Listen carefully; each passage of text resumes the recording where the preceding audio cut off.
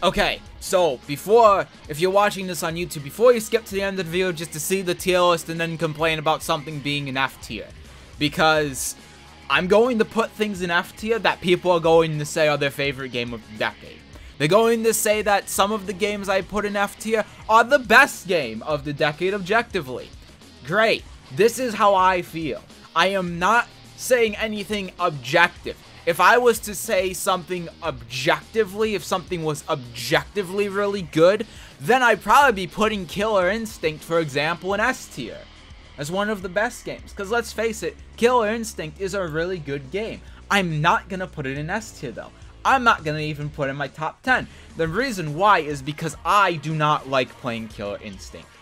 As I'm sure you probably know if you've heard my feelings on fighting games. I don't like Killer Instinct's combat system at all. I cannot stand it. But that doesn't mean it's a bad game. It just means I'm going to put it much lower because I don't like it. Nothing here is objective. All of the tiers are made up. This is how I feel. Are we clear on that?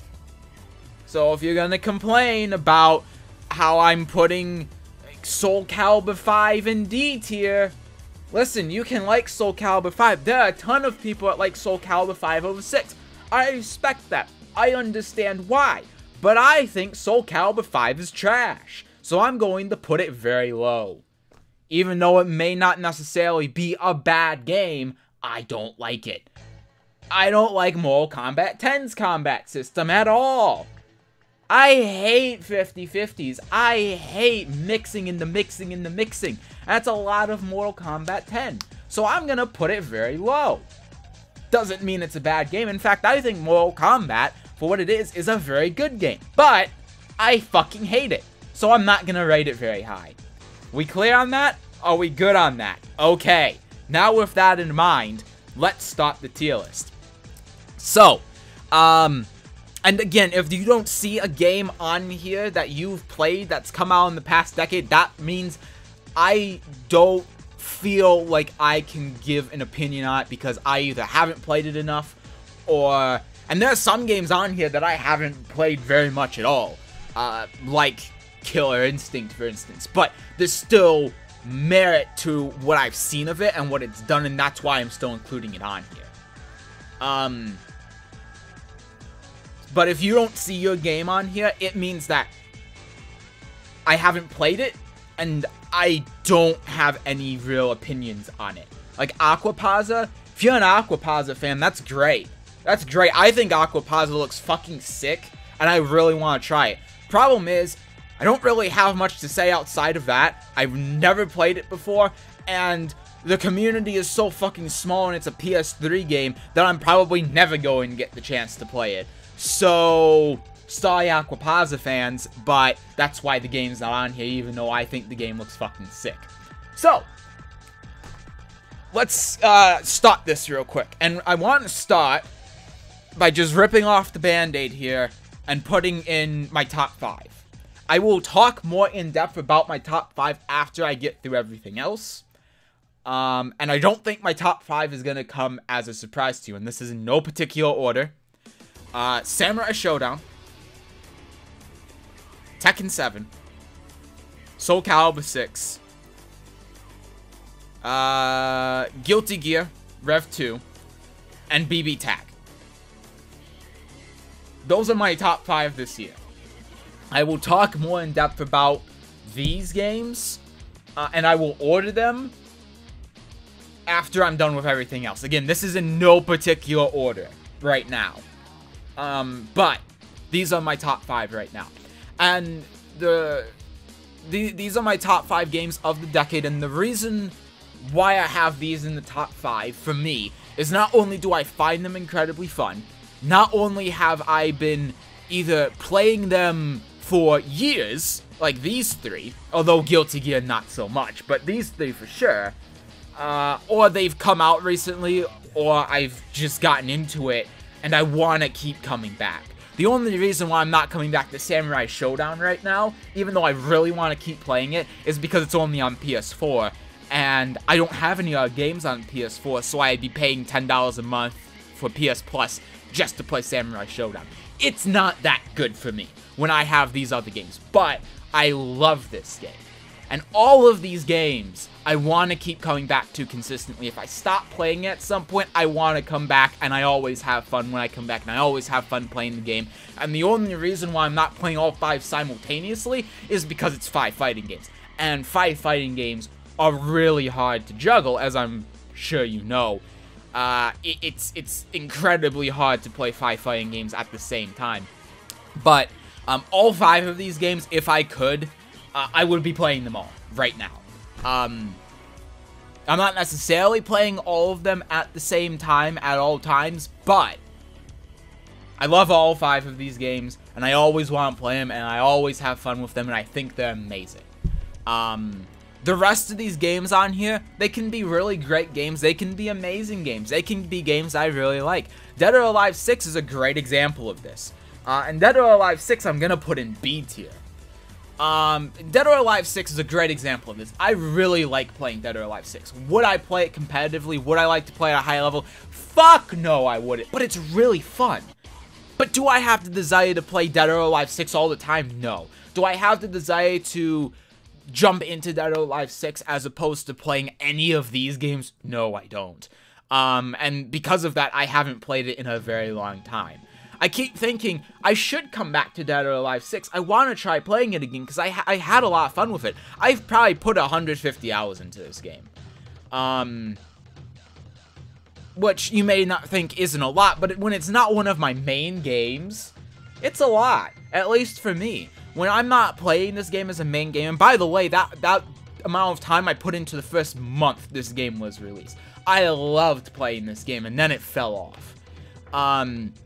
Because I just haven't had the time to play it, and there's nothing that really makes me want to come back into the game, as opposed to playing all of these other games. I just don't have the time. That's the problem, and ultimately it comes down to, do I like the game enough, and do I think the game is good enough, or fun enough, for me to justify playing it over all of these other games when I have such limited time? And the answer is no. And again, I can see it as being frustrating if you really try taking it seriously. It has issues. I understand why people play Dead or Alive 506. I understand why the game is not doing very well. I completely understand what they've done with the gameplay mechanics. I mean, Christ, they nerfed fucking sidestepping. Because, and they put it to a fucking meter. Because, from what I understand, people who were shit at the game were complaining about it. That's ridiculous. They've toned down a lot of the mechanics from Dead or Alive 5 in a bad way. And a lot of the gameplay is guessing. A lot of the throw breaks is guessing. So you guess if they're going to do a high, mid, or low, and then you do the counter, and then either it'll work or it won't. And if it works, then you just reverse them, and you've done a ton of damage. And if you're on the receiving end of that, then, oh, well, there goes my combo. And now I've just eaten a ton of damage because they guessed right. You know, when you have something like Killer Instinct, for example, you know, with Killer Instinct, that happens because these systems are very similar. Killer Instinct and Dead or Alive systems are very similar, but with Killer Instinct, a lot of the time you can get reads, and you can get,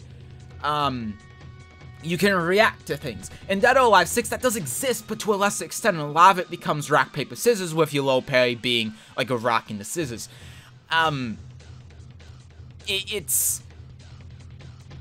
So I understand the issues with the gameplay. I get it.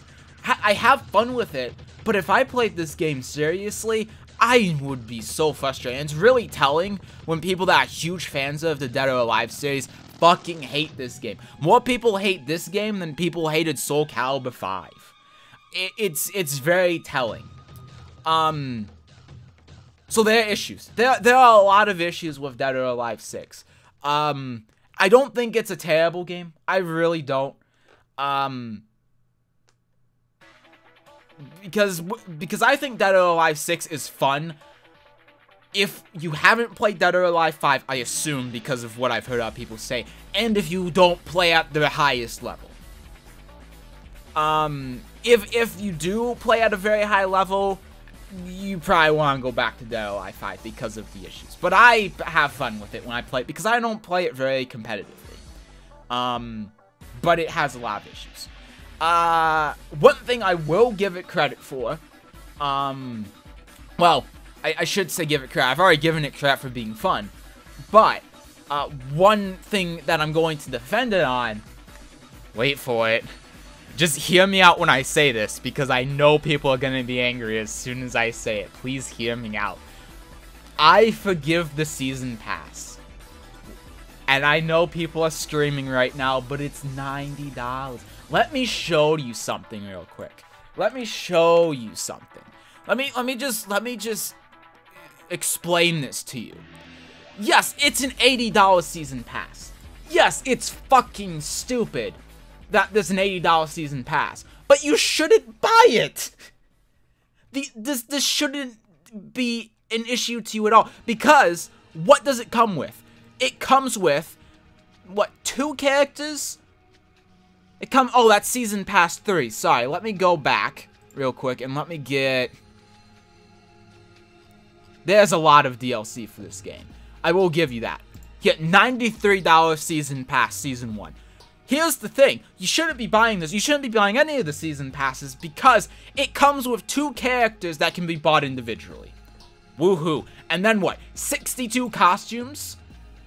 That, for most of the characters you're not even going to play, so you're never going to use the costumes. So why would you ever buy it? Why is this even something you can say, oh well, they put it up in the first place?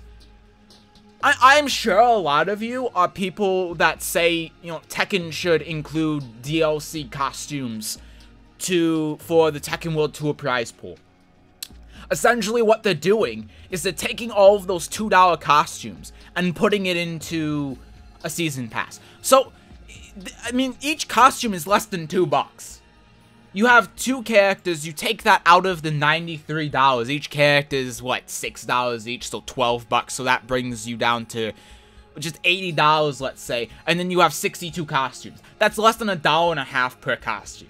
Okay, so I think people that get mad about the season pass, I get it, but you're not thinking about it clearly, because you shouldn't be buying the season pass in the first place. So you have a thing that you can buy that gives you every single costume.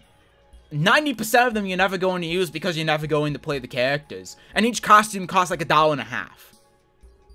It's just a buy all button. That's all it is. You know, if Street Fighter had something similar to that, it would also cost about $90 with all of the character costumes they have.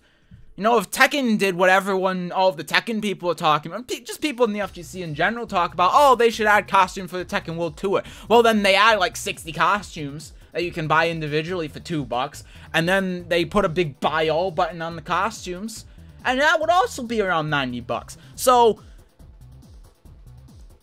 I know people are going to put Dead or Alive 6 in D tier just because of that. I mean, a lot of people write this game off because of that. I think you're all fucking dumb. I think you're all dumb.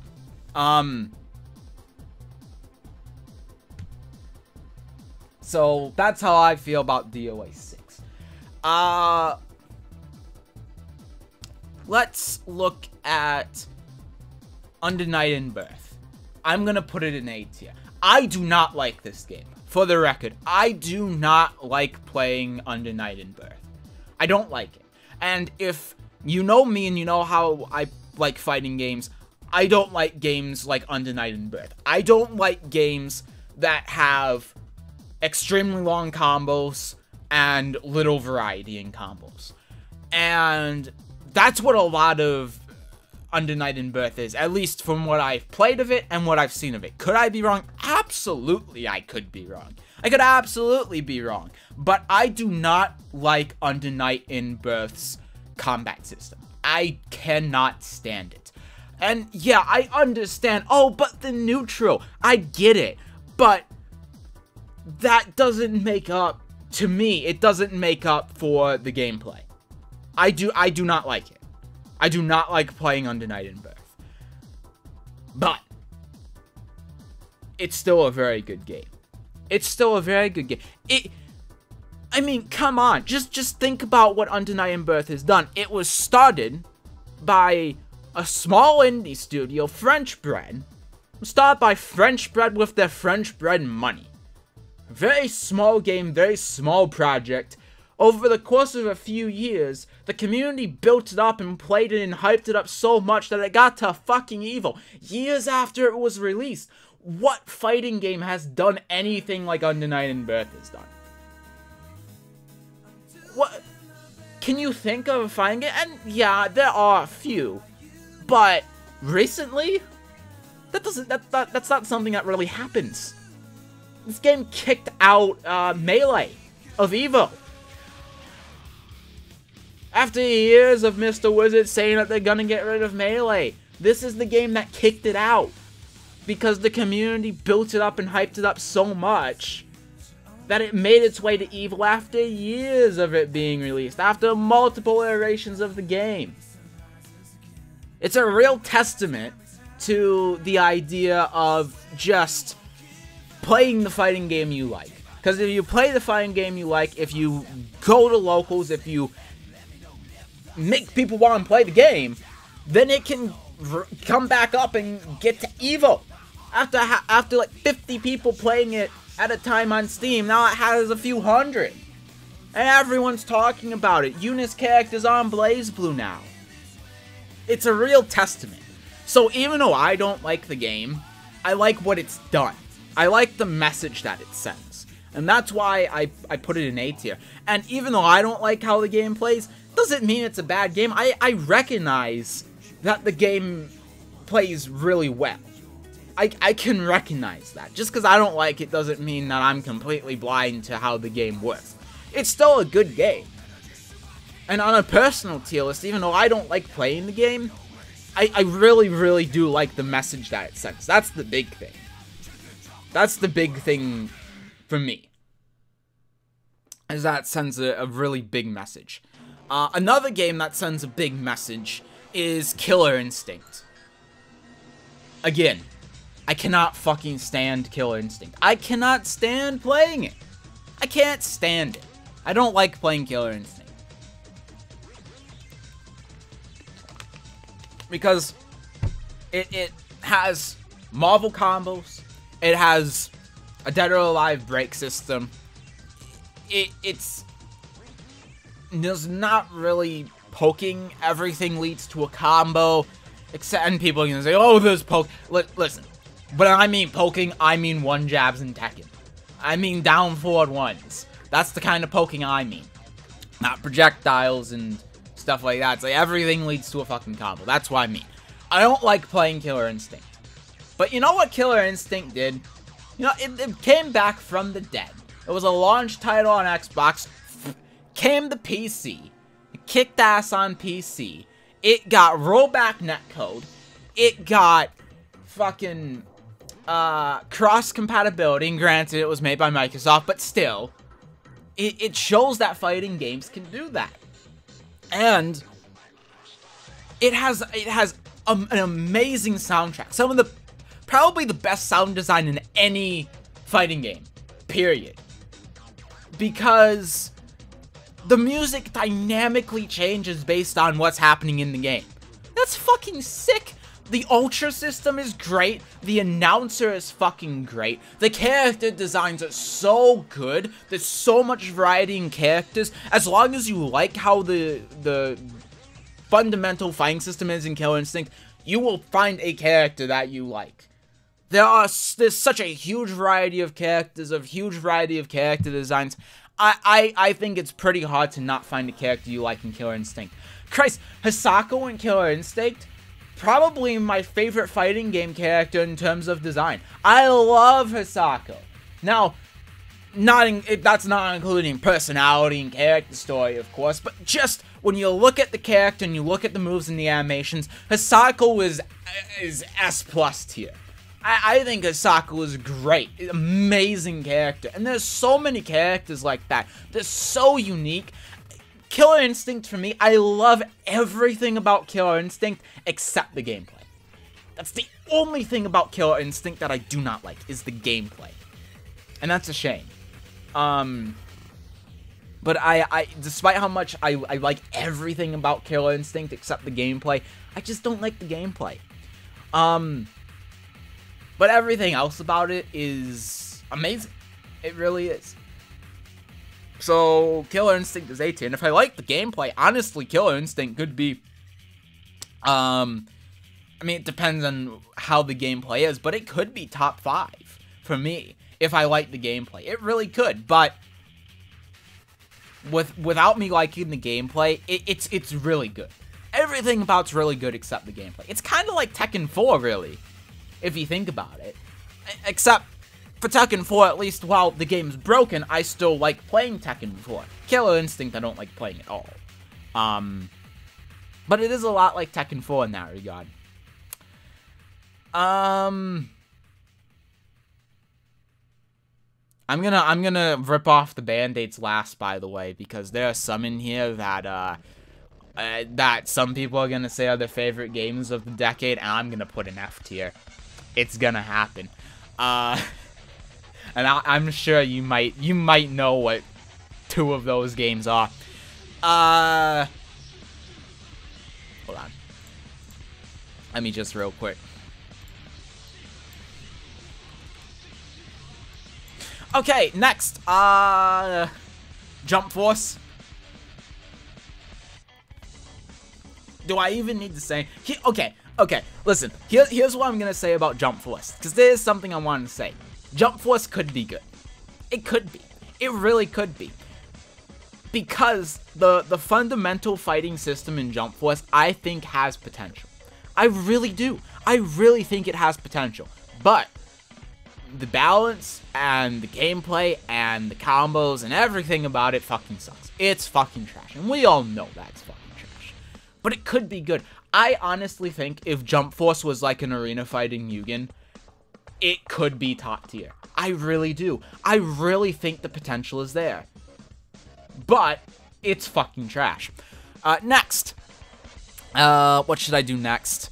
Let's go with Street Fighter V. I'm gonna put it in C. Now, there's a lot I can say on Street Fighter V, and I'm just gonna be repeating what everyone else says. I'm kind of okay with Street Fighter V. I don't mind playing it, but I still don't like playing it, if that makes sense. If I had a friend who really liked Street Fighter V and really liked playing it, I would learn to play it. I really don't mind playing the game, but I don't like it. And the only reason why I don't mind playing the game is because Juri and Menat are in the game, and I love those 2 characters. But by and large, Street Fighter V is boring as fuck. Everyone plays every character the same. There's no variety. It's so limited. When you're playing characters, it feels like they're trying to tell you can only do this, this, and this with this character. And I'm sure you know I fucking hate that. I can't stand when games limit you as much as Street Fighter V does. And thankfully, I feel that at least with Menat and to a lesser extent Juri, those restrictions are off a little bit, so you can be a little bit creative with those characters, but it's still a problem. If you forced me to play any character in the game besides those 2 characters, and probably Seth, or when he comes out because just how he looks, or Gil, then I couldn't stand it. Then it would be in at least D tier. But I'm putting it in C tier just because of those 2 characters. I can stand it, I can tolerate it, but I'm not gonna play it over all of these other games. Even though I don't particularly like playing Killer Instinct or Eunice, I'd still play those games over Street Fighter V. I would only play Street Fighter V if I knew someone and they liked playing the game. That's the only time I would ever actually try to learn it. Try to learn it properly. Obviously, I've learned the game.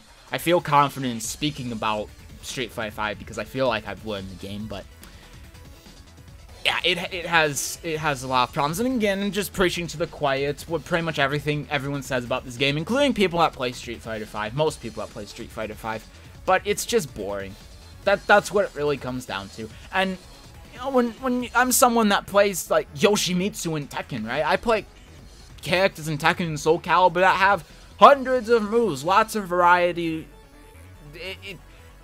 One Yoshimitsu or one character I play in, like, Tekken and Soul Calibur, one player can be so different from another player with those characters, and I love that about the characters I play. And that's why I love games like Guilty Gear and BlazBlue, especially BlazBlue, because they all of these games, except, well, maybe Samurai Showdown, but all of these games allow for that creativity, allow for that, like, personalization on how you play a character, and Street Fighter V doesn't allow that, so it just feels like when I play Street Fighter V, it's taking away everything that I find enjoyable about playing a fighting game. Speaking of not enjoying a fighting game, Injustice. Oh my fucking god. Injustice. There's a reason why they call it Injustice. When the game first came out, and this was a long time ago, but when the game first came out and I first played it, I thought it was pretty neat. But the only reason why I'm putting it in D tier and not F tier... Wait, why is there a D and then an F? Hold on. E, and then no. Yeah, that was weird. Anyway, the only reason why I'm putting it in D tier and not E tier is because when I was a kid, I loved it because I loved the theme. It was a new concept, and it was cool having all of these superheroes from DC and, there's nothing from Marvel, right? It's just DC. Anyway, you have all of these superheroes fighting each other in a fighting game that's actually competent, not just a shitty arena fighter made by NRS. That concept is really cool. Problem is, the game is trash. I don't like playing it. I really don't like playing it. Because basically what you have with Injustice is you have a Mortal Kombat skinned as a superhero game, but worse. Worse. I don't like it. I can't say anything on Injustice 2. I've never played it, but Injustice 1, I don't like it. What should we do next? I want to do Street Fighter Cross Tekken, but I don't know where to put it. I don't know whether to put it in B or C tier. I really don't. I think ultimately the question becomes, would I play it over Street Fighter V? And the answer is yes, I would. So I'm putting it in B tier. Street Fighter Cross Tekken is a good game. It is a good game, but it has an inherent flaw. And I think, again, I'm preaching to the choir here, but it has the gem system. When you get rid of the gem system completely, this game is so fucking fun. The way that Tekken characters are implemented into a Street Fighter setting is so well done. It feels so good to play. I love playing Juri and Yoshimitsu in Street Fighter Cross Tekken. I love doing that. I love that I can play, like, Elisa and Akuma. I think that's so cool. I think this game is really fucking fun. When I play tag games, like BlazBlue, I tend to not like tag games too much. But when you have something like Street Fighter Cross Tekken, where you can play your main in Street Fighter and Tekken at the same time and have them interact with each other, I love that. I love that. And that alone is already enough to put it into probably C tier for me. But then the game's also pretty good too, if you get rid of the gem system. And the problem is you have to get rid of the gem system in order to make this game at least decent. And even then it has issues, like the time running out all the time. You have bugs, you have balance issues. The game still has issues.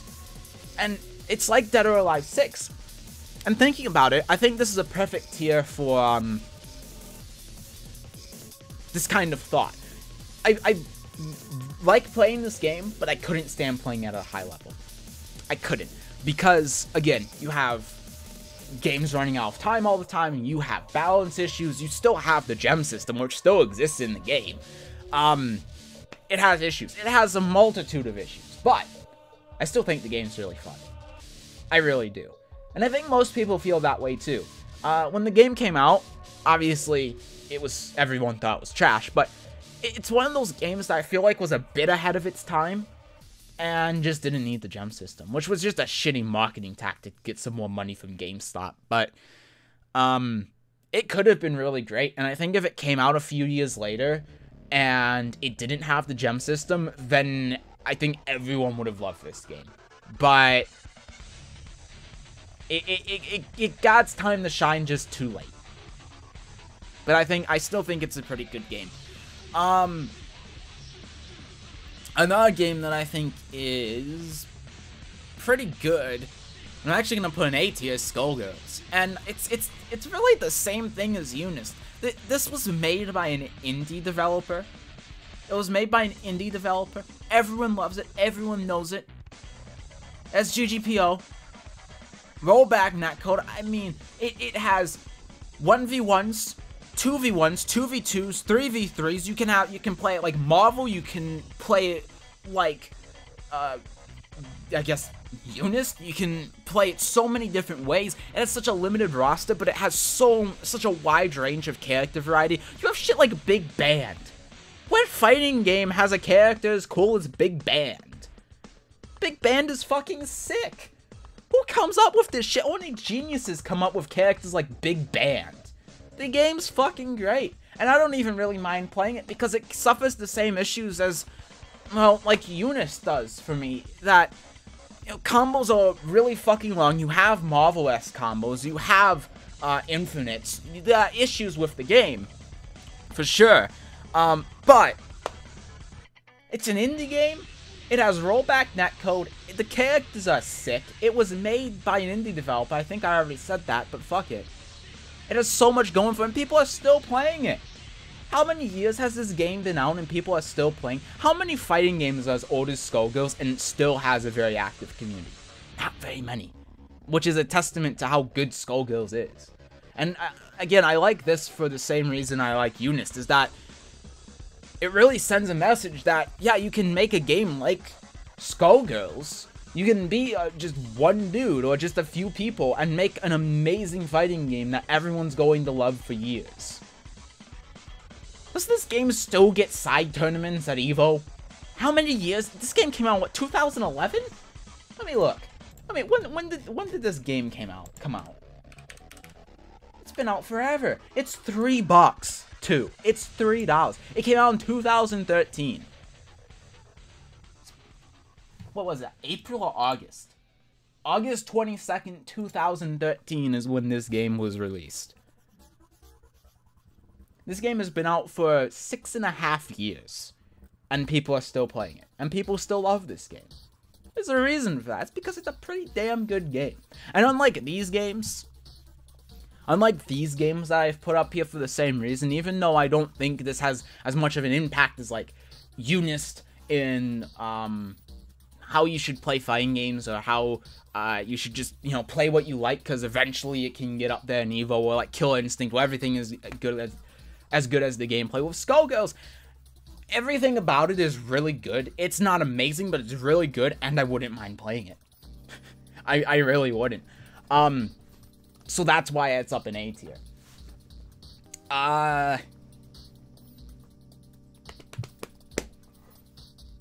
Let's see, what next? Should I rip off one of the Band-Aids?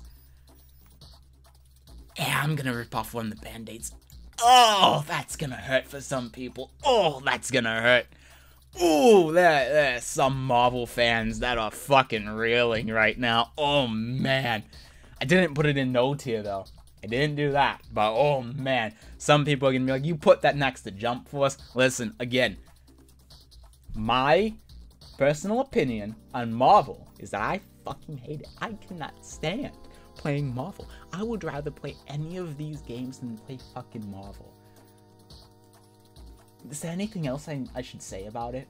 I understand why people like it. I understand why it's good. I understand why people would say this is their favorite fighting game of the decade. I get it. But it doesn't do anything in particular that's amazing for fighting games like Eunice did. Or, well, I should say revolutionary for fighting games like Eunice did, for example. And I can't fucking stand it. I cannot stand playing Marvel. I do not like the combo system. I do not like 3v3s. I do not like very Should I say toned down? I don't think toned down is the right word, but I think you understand what I mean. Toned down characters. I don't like it. And I don't like Marvel. I've played Marvel 2 was the first game I've played, and I've played Marvel 3. I haven't played them in years, but I have played them. That's why Infinite is on here. I have not played Infinite at all. I have played Marvel 3. I don't like it. I can't stand Marvel games. I can't stand tag games normally. I especially can't stand 3v3 games. It's also why Dragon Ball FighterZ isn't on here either. I've played about 10 minutes of that game, and I said, no, I'm not going to like this game. I'm not going to be able to stand this game. Because it's like Marvel. Can't stand it. Not my thing. This is the exact opposite of my thing, actually. So ultimately, the reason why it's neat is because I'd rather play all of these games than Marvel 3. And I don't think it's done anything particularly interesting like Unist. And even with Unist, I'd still put it here normally. I'd still feel about the same of it with gameplay. Like, normally I'd put these games, like, here. You know? In fact, maybe I should switch those, but normally I'd do that. Because at least I can stand the gameplay in those games. Marvel 3, I just can't fucking stand it. So we've ripped off a band-aid. Let's apply a new one. King of Fighters 13. A tier. This is in no particular order, by the way, with the tiers. Maybe I'll organize that at the end. But King of Fighters 13 is an A tier. The reason why... There are a lot of reasons why King of Fighters 13 is an A tier. And in fact, I think King of Fighters 13 would be at the top of A tier. King of Fighters 13 is amazing. And just on the visuals alone... Oh my god. People say that Dragon Ball FighterZ is the best looking fighting game. People are saying that Guilty Gear Strive is the best looking fighting game. People are saying Granblue is the best looking fighting game. I say that today, even still, King of Fighters 13 is the best looking fighting game. King of Fighters 13 looks fucking amazing. It's one of those games where, like Soul Calibur, for instance, even Guilty Gear to an extent, you know, you can't really get a good grasp for how good the game looks until you actually see it. Like, just looking at it on a video and seeing someone else play isn't as good as seeing it while you're playing it. King of Fighters 13 takes that to a whole nother level. King of Fighters 13, when you watch it be played, isn't amazing, but when you're playing it, oh my fucking god. Have you seen Athena's Psycho Balls? Oh my god. This game is fucking gorgeous. It's so stunning. It's amazing. I don't think... It's gonna be a while until there's a game that I think looks better than King of Fighters 13. Even Guilty Gear Strive, it comes close. But my god, this game is so fucking good looking. It's amazing. And that alone, the technical achievement alone of how the game looks would already put it pretty high. For me. And then on top of that, you have a really great soundtrack. You have amazing characters. I love playing the characters in this game. Most of the characters in this game are great. I love it. I love how the game plays as well. And it's a 3v3 King of Fighters game. I don't really like King of Fighters format at all, but I love playing 13. When I do, I haven't played it a lot. I will happily, well, not happily, but I will admit that I have not played King of Fighters 13 a lot. I admit that. But when I do play it, I have fun with it. I really, really like playing this game. I really do. And it has balance issues. I understand that. I understand that has balance issues. I understand that there are a lot of high-level players. There's netcode issues. That's not a big thing. Netcode issues. The netcode in this game is fucking trash. It's fucking god-awful. I understand that. It has issues. But I think the game is amazing. It's amazing to play. It's amazing to watch. It is gorgeous. The characters are great. The gameplay is great. It's a stunning game. I think this is my favorite King of Fighters. And I haven't played this game a lot, and I don't play a lot of King of Fighters games. I don't like the King of Fighters format usually, but King of Fighters 13 stands out for me. I love this game. I really do. I really, really, really love this game. I think it's great. So unlike the rest of the stuff that I have in A tier, these games I don't particularly care for the gameplay at all. This game it just ticks all of the boxes. It's amazing. In fact, I almost think that might be better representative to put these games here, and then put King of Fighters 13 there. But you know what? Let me do this. Let me add an F tier. And then move these down a bit.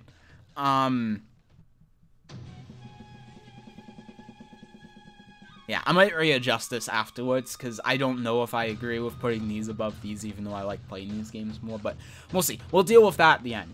I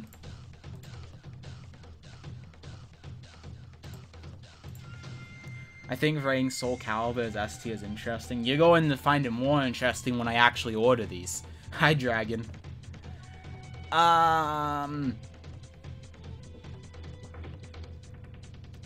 It's a fun game, but lacking the kind of content that games like Mortal Kombat 11 provide. See, here's the thing with me. I don't give a fuck about the content. I don't really give a shit about single-player content like that. So I don't really consider that too much when I'm thinking about how fun a game is for me. And speaking of Mortal Kombat 11, how about we put it somewhere? I haven't played Mortal Kombat 11 in quite a while. And I think I'll put it in C tier. Because it's like these other two games. I kind of like playing Mortal Kombat 11. I kind of do. And I mean, it's a footsie-based game with no footsies, with teleports. It doesn't work very well. It has problems, but I still quite like playing it. I honestly, Mortal Kombat 11 is my favorite Mortal Kombat. I don't really like Mortal Kombat's combat system too much. But I kind of like how Mortal Kombat has shifted some things in a direction more that I like, which is probably bad for Mortal Kombat, because I don't really like Mortal Kombat at all. I mean, it's like preferring Soul Calibur 4 over Soul Calibur 3. So I kind of get it. I understand why people don't like it, and most people that like Mortal Kombat probably shouldn't, because I do like it, but, let's see, no unique alternate costumes for original characters, no special player 2 costumes, even uninspired stage design. Well, briefly with Soul Calibur 6, I don't really care about, alternate costumes, especially when you can just make your own. But I really, honestly don't care about that. And, I think the stage, I like the stage design in Soul Calibur 6. I don't think it's brilliant, but I don't hate it. It's not terrible. Have they had games with better stages? Sure. Have they had games with more unique stages? Sure. But I don't hate the stages in Soul Calibur 6. I think they're alright. Back to Mortal Kombat 11, though. What was I saying with Mortal Kombat 11? Yeah, I don't hate playing it. I really don't. But it's a lot like Dead or Alive 6. If I was to play Mortal Kombat 11 at a very high level, I would probably fucking hate it. And it's toned down stuff from previous games, and I understand why people don't like that. And, I mean, at least it has rollback netcode. The single player stuff, the costumes, don't really give a shit about that. And, you know, if you know me, I don't really, you probably know I don't really care about costumes with single player content, most of the time. So Mortal Kombat 11's alright. Mortal Kombat 9's alright too. Mortal Kombat 9 was a game of its time. Mortal Kombat 9 was a game of its time, I think. Going back to Mortal Kombat 9 today, I don't like it as much as I did before. I liked it. Excuse me. I got the game when it came out, because Mortal Kombat was one of the first fighting games I've played. I don't know what was the first fighting game I've played, because I was probably 2 or 3. But Mortal Kombat was certainly one of the first that I played. And so when Mortal Kombat 9 came out, I got pretty much when it was released. I had a lot of fun with it. But coming back to it now, it's okay. I don't think the game is amazing. It still suffers from a lot of issues that I have with Mortal Kombat now, with, you know, everything starts a combo, the 50-50s, and it has it has balance issues. It has a fuck ton of balance issues. It has bugs. It has bugs that make it play a 1 side better than play a 2, which is ridiculous. I think the Giant Cage matchup is a 6-4 matchup if you're on player 1. That's dumb as fuck. It's still a fun game though, and if I had friends to play it with, then I would probably enjoy playing it. But I think Mortal Kombat 9 was more a game of its time, at least for me. And nowadays I don't really like it too much, but I still think it's a good game.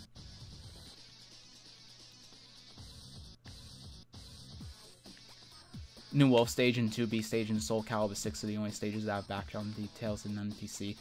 Soul Calibur 4 and 5 had a ton of cool stage designs with little details and interactive features. That's true. Yeah, I completely agree that Soul Calibur 6's stages aren't as good as the other Soul Calibur games. I agree. But I don't really give a shit about that, to be honest, personally. I don't really give a shit. Because I think the stages are fine. There's enough variety in all of the stages. I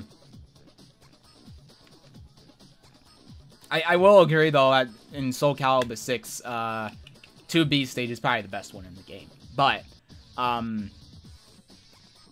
don't really mind. I don't really mind the lack of details and variety in Soul Calibur 6, because really what I care about is having variety in how the actual stages are in terms of ring outs and walls, and I think in that regard it's great. I love that on the pirate stage you have the 2 walls on the sides and the boats at the end, and then the little areas for the ring outs, and like on whatever the first stage was, I can't even remember. The first stage that was revealed, the one in Greece, the Sophidia stage, I guess, I love the layouts of the stages in Soul Calibur 6. I don't really care too much about the details in it or how they look.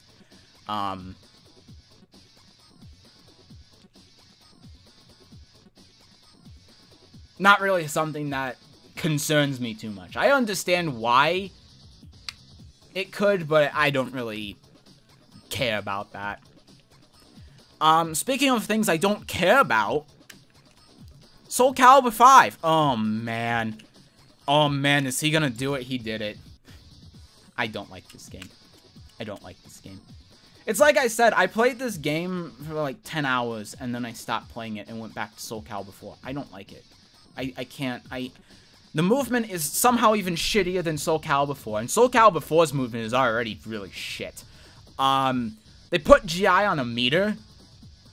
They got rid of all of the characters and replaced them. Why? Hello? What? I mean, who the fuck like Shiba over Kilik? Come on. At least I can understand to some extent Lexia over Xianghua. But Shiba? Really? And then you have, what, 3 Edgemasters? You have Elysium and Kilik and Edgemaster that are all... We have all the moves. We have all the characters' moves. Like, okay, great. You made 3 characters like that. And then I understand that the game kind of had to stop making stuff because of the tsunami. But when it comes to how the actual game is, it's still lacking. It's still kind of shit. I don't like playing it at all. I can't stand it. There are a lot of people that defend this game a lot, and a lot of people that love it. That's great. You do you. I don't want to touch this game again. I don't like it. I really don't. What I do like, here's something that I do really like about Soul Calibur 5, and I will praise it for. They aged the characters, which is something that fighting games very rarely do. Fighting games very rarely age their characters. But you look at Soul Calibur 5 and you look at Mitsurugi, you look at Siegfried, pretty much all of the returning characters except for Kilik, they've all been aged, and I think that's great. But I wish they would have brought back all of the characters and aged all of them. And they didn't. They replaced a bunch of the characters. There's not really any character in Soul Calibur 5 that I particularly like. And a lot of that's probably because they've replaced other characters. But still, I don't like a lot of the characters in Soul Calibur 5. I hate playing it. The movement is so restricted, and I can't stand it. I mean, just going back to Soul Calibur 4. I don't like playing Soul Calibur 4 because I've been playing Soul Calibur 6 too much. It feels so sluggish, I guess is the word, and Soul Calibur 5 is even worse. They made the sidestepping in Soul Calibur 5 even worse than it was in Soul Calibur 4. I really just, I can't stand playing it. And a lot of it is definitely because of previous Soul Caliburs. I think it's the weakest Soul Calibur in the series, including Soul Edge. I think it's, I would rather, well, okay. Outside of balancing, because Lizard Man's Ring Out and Soul Edge, I get it, but, it's there with Soul Edge at the very least. I really don't like it. This isn't a Soul Calibur game, by the way. We're ignoring this. That's why it's in the no category. Yeah, it's pretty trash. In fact, you know what? Oh, I did it. Oh, I did it. And you know the reason why? The reason why is because in terms of gameplay alone, I think it's indeed. But the reason why I just moved it down to E tier is because as I was thinking about it, I feel like Soul Calibur 5, it's gonna be controversial what I say, but I feel like Soul Calibur 5, I want to say it betrayed the series. I don't think that's the right thing to say. I don't think that's exactly accurate, but it took away so much that was good about Soul Calibur 5. Or just the Soul Calibur series in general, at least for me. And so did Soul Calibur 4, but I think Soul Calibur 5 did it to a greater extent and was more egregious with replacing 90% of the Soul Calibur characters. And then bringing in Patroclus. Ugh. Disgusting. So I'm actually putting it down to E tier. I hate this game. Alright, what next? BlazBlue. B. See, unlike these games, I actually like playing BlazBlue Central Fiction a lot. I really like playing Central Fiction a lot.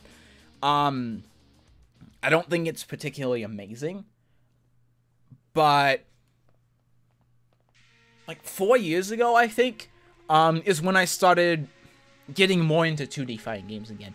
For, well, I'd say since around 2009, since around Street Fighter Ultra 4's release, around there, I kind of fell off playing, well, fighting games in general, but mainly 2D fighting games. And I've, even though my first fighting games were 2D, I've always preferred 3D fighting games, for the most part.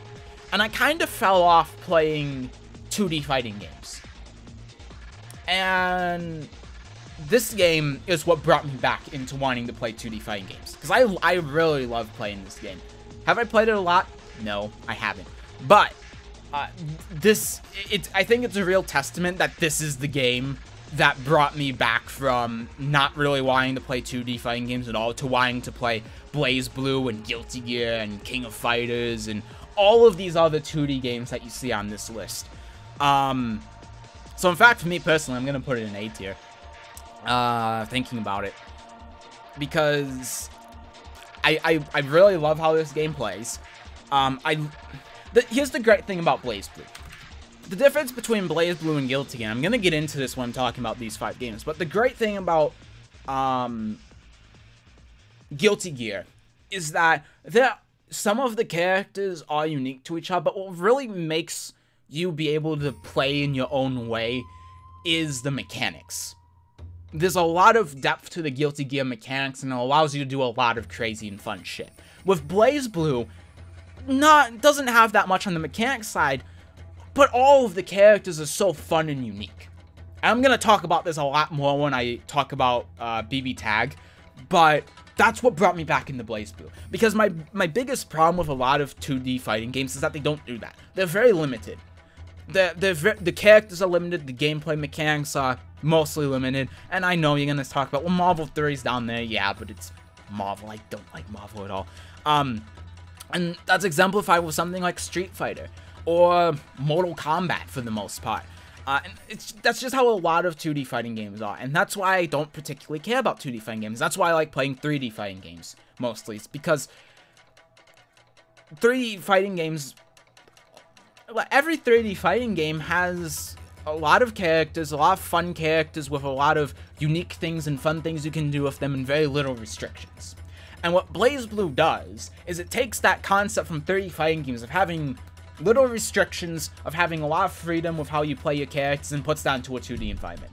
And that brought me back into wanting to play 2D fighting games.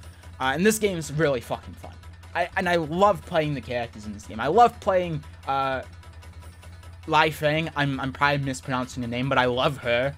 I love Arakune. I love Hakumen.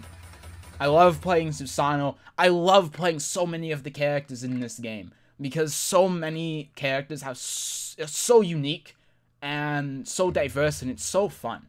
It's so fun. This game is great.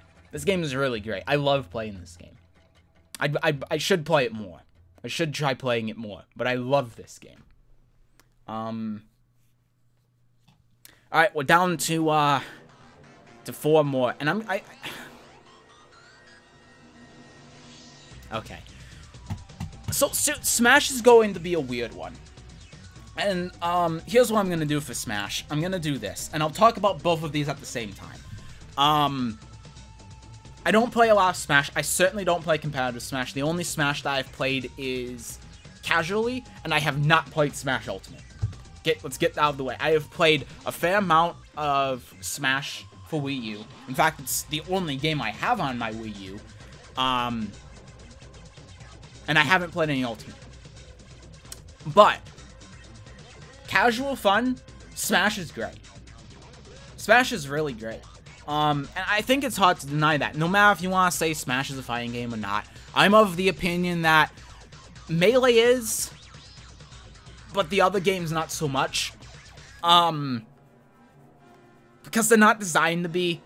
Sakurai has said that he doesn't want these games to be particularly competitive, and he doesn't really want them to be fighting games, and he's a really great fighting game player, and it's because he wants this to be more of a casual game. And as casual games, Super Smash Bros. Is fucking amazing. It's an amazing casual game.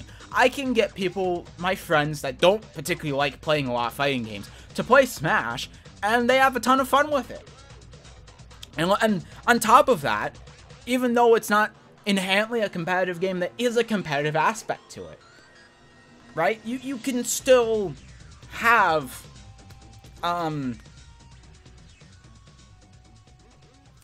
there's still a skill ceiling. That's what I should say. There's still a skill ceiling, and it's fairly high. You know, it's not like the game's just like, okay, I'm gonna pick this up, and after 5 hours, I'm gonna get out of Pools of Evo. You know, that's not how it works. There's still a competitive nature to this game. And so it's a great balance between being able to play it casual and being able to play it competitive, and I think that's great, and I think it's brilliant. Do I want to play it all the time? No. But I think it's fair to put it around B tier. And in fact, you know what I'm going to do thinking about it? I'm going to move these two up, and I'm going to move these down. Because the way I see it, you know, I'll put Killer Instinct here. Because the way I see it, I wouldn't want to play Smash over these games, but I would over these games. So that's why I'm moving it. Everything I said about these is still true. It's just, I wanted to move it because I didn't feel comfortable with putting these below all of these games.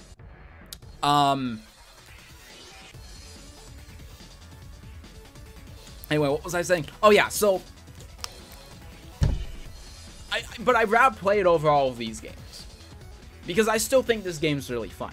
But what puts Smash Ultimate above Smash for Wii U, even though I haven't played it, is that it's still Smash. And it's done stuff like Eunice has done and Killer Instinct and Skullgirls. Well, it's done something that fighting games just don't do, and it really sets a precedent, and it's so amazing that Smash Ultimate has just brought everyone from previous Smash Brothers into Smash Ultimate. I think that's amazing. I think that's amazing. And then you have, like, Terry coming in, so you have a character for people that like playing fighting games, and you have, like, Castlevania characters, and you have, I'm trying to think of the other character. You have, like, Bayonetta, and you have, you just, there's so much variety. There's so many characters, and it's just, it's great.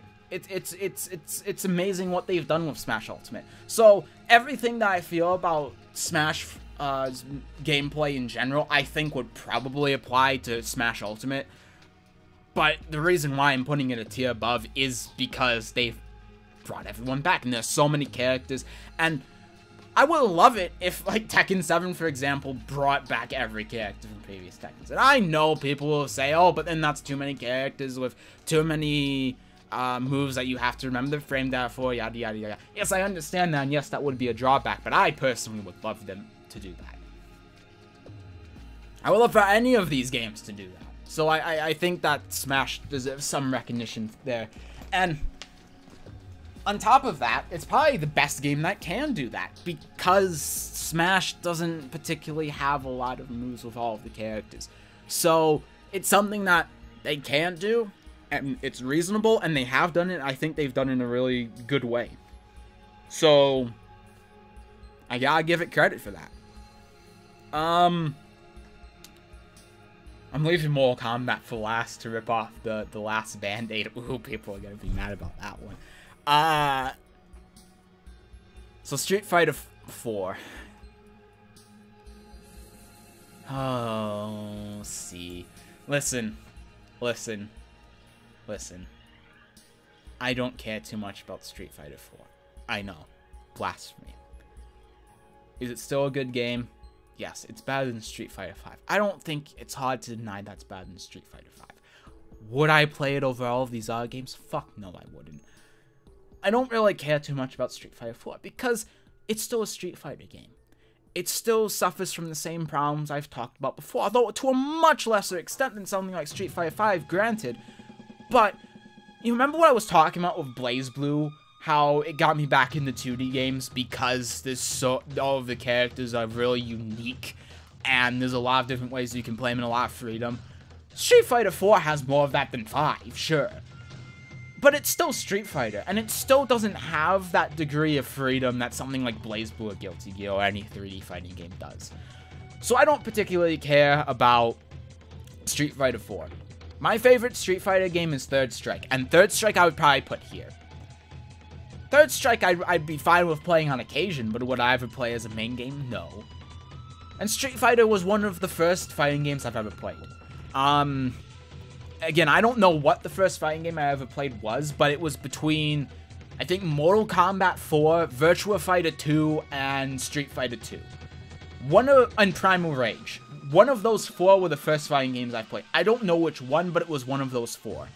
So I have a long history with Street Fighter. And over time, and I think especially when I started playing Tekken and Soul Calibur, which was when I was around 5. 5 or 6 is when I started playing those games, so only 2 or 3 years after, well, around 1 to 3 years after I first played Street Fighter.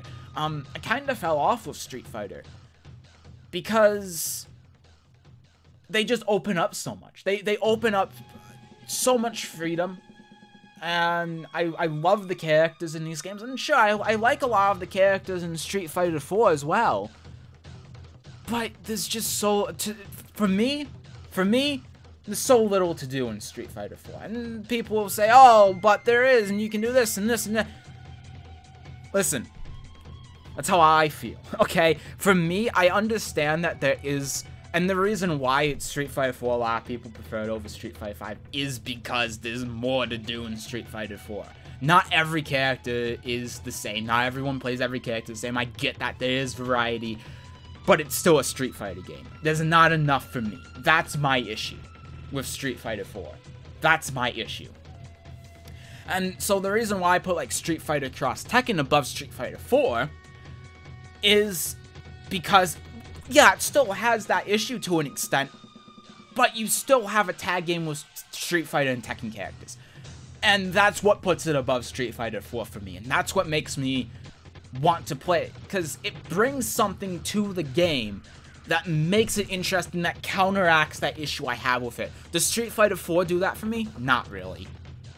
So I'm putting it a little bit below where most people would put it because of that. It's a good thing we're not back in 2012 or 2013, because if I had said that like 7 years ago, oh my god, the things people would say.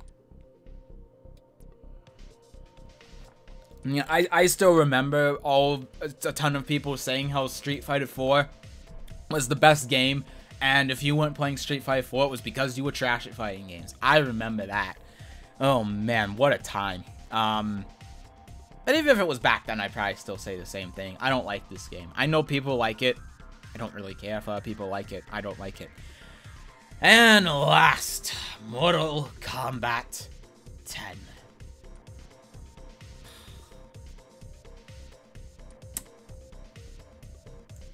No, okay, it's not that low. It's not that low. I can't take it back.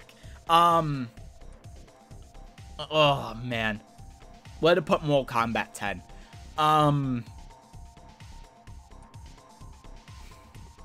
Okay. Originally, I was gonna put it in F tier. I'm gonna put it in E tier.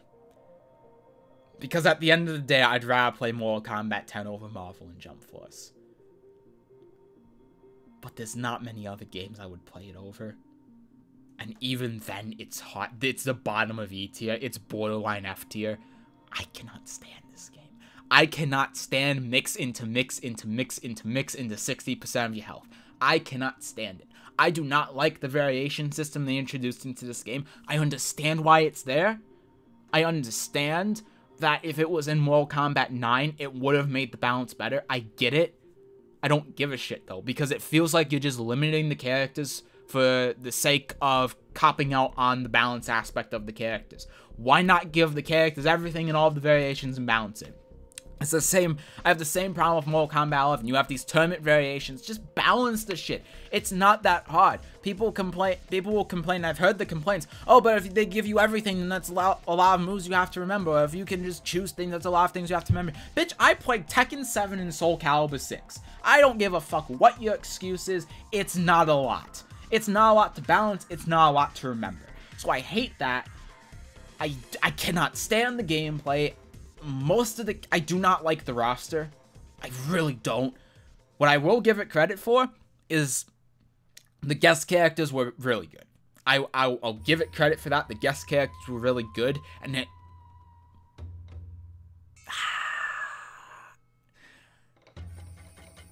No, it doesn't. I was gonna say maybe it has a better roster than Mortal Kombat 11. No, I don't think it does. I think Tanya in this game is really cool, and that's it.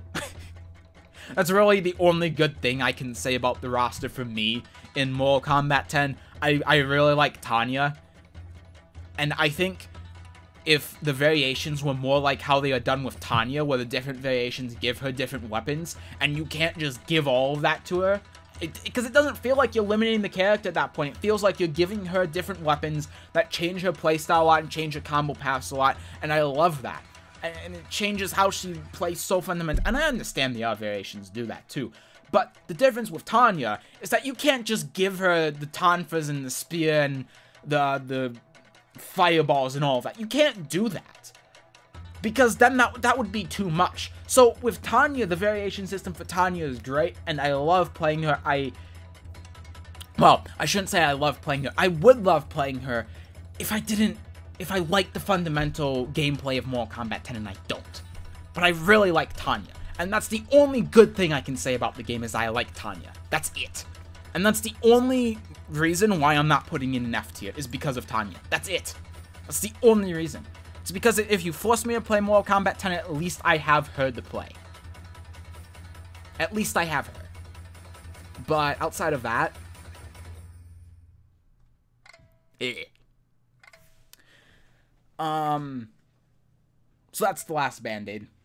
And you know, unlike the rest of these games, I still honestly don't understand why people like Mortal Kombat 10 so much. I don't get it, but people do. People do. And I guess I can give them credit for patching the game and putting rollback netcode into it.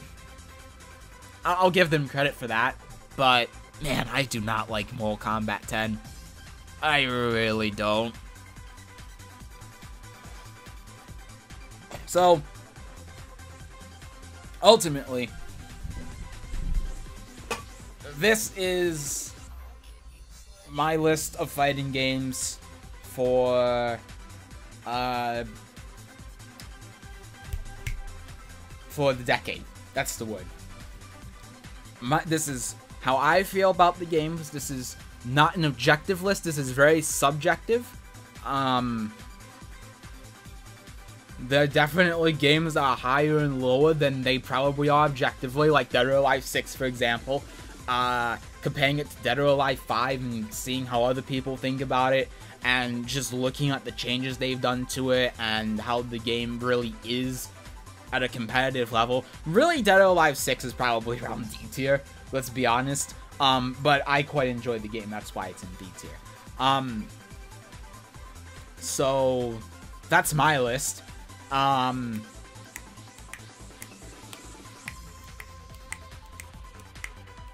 didn't mean to put Street Fighter 5 in its own tier of shit, but it is. You know, the funny thing is about Street Fighter 5 is that it's really accurate too. I think it's a good primer. I think it's a good primer. Would I play X game over Street Fighter 5? No.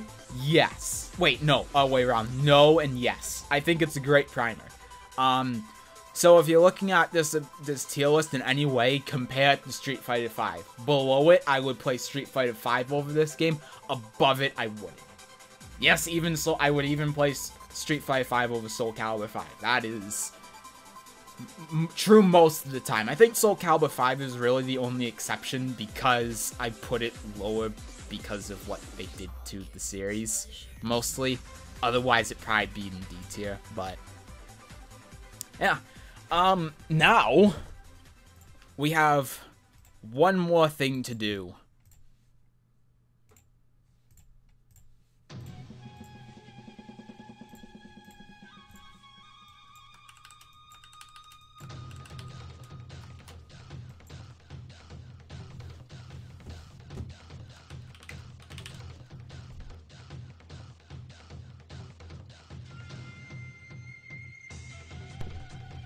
Alright.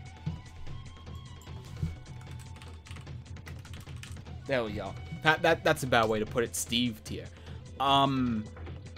We gotta organize these top 5. Let's put these in red.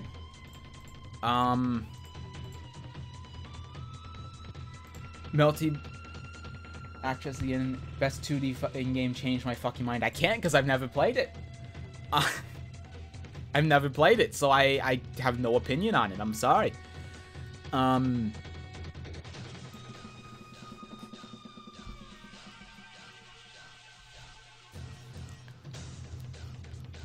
Undenied in Birth with less polished, and I probably wouldn't like it, to be honest. Because I already don't like playing Undenied in Birth, really. So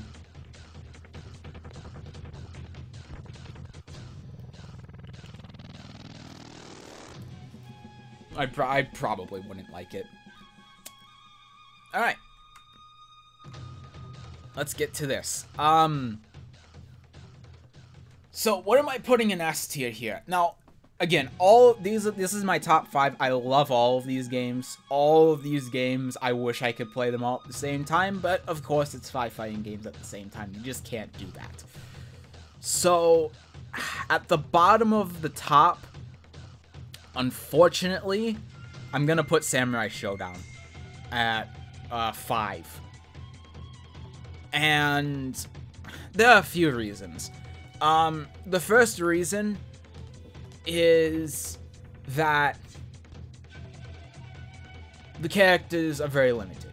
And I've said this time after time after time making this list. That's something I don't like. But Samurai Shodown is different. Because not only have I been playing this game pretty much since I was born, but it's different. The way the game plays is different, and what makes it fun is how much damage you do, the emphasis on footsies and punishment, and the risk reward, and it's so satisfying to play that it counteracts how limited the characters are. The game is fun as fuck. My main issue with there are two main issues with it. The first one is the platform, and is that alone taking away from where it is in the ranking? No, but it's something that I need to mention because I don't play this game too much anymore. And the reason why is because it's the only game I have that I play on the PlayStation. And PlayStation Plus costs $10. So essentially what I have to do to play this game is you pay the $60 up front, and then I have to pay $10 a month in order to be able to play this game. And to me, this game, really any game on this list except maybe the top 2, doesn't justify the cost. Paying $10 a month for a fighting game plus the $60 you pay up front isn't worth it. So, I'm not able to really play the game much, even though I really like it. And then even when I do get to play the game, the netcode, it's SNK netcode. It's fucking trash. They still haven't improved on it. They aren't going to improve on it. Online in Samurai Shodown fucking sucks. It is awful. And then you combine that with the fact that most of the people you're gonna play against in Samurai Shodown are from Brazil and have been playing the game on Fightcade since the fucking prehistoric era. Playing the game a lot of the time kinda sucks. It kinda sucks playing the game online. And that's the thing that's holding it back, is mostly the netcode. If the netcode was better, then it would be a lot closer between this and 4th. It would be a lot closer, and it might still go down to 5th because of the fact it's only on PlayStation and the PC release has taken far too long. But, really, it's just in 5th because of the netcode. Still a great game. I still love playing it, but, man, netcode is abysmal. Alright, 4th. 4th. This one's probably going to be surprising. Or it might not be. If you have been watching me play BlazBlue. But, Guilty Gear is in 4th, not BlazBlue. Or Soul Calibur. I really don't mind the net. I know a lot of people have a problem with the netcode in Guilty Gear. I play Namco fighting games. So, for me, the netcode in Guilty Gear Rev 2 is really fucking good. So I don't have much of a problem with it. And that's the same thing for, like, BlazBlue as well. I don't really have a problem with Arc System Works netcode because it's miles better than Tekken and Soul Calibur. I'm used to shit, so when I get polished shit, it's better than just the mess that is these two games. So, really, I guess the only thing that holds Guilty Gear back from everything else is that I just don't find it as fun as the other games. There's nothing in particular that's wrong with it. Netcode's fine. The lobby system is fine. I love the characters in the game. I love Jacko and Dizzy and Faust and Ramlethal. The soundtrack is fucking amazing. There's so much that's good about this game. So really it just comes down to I don't like playing it as much as the other three. That's really all it is. I mean, Rev 2 is great. It's a fantastic game. It's a really fantastic game.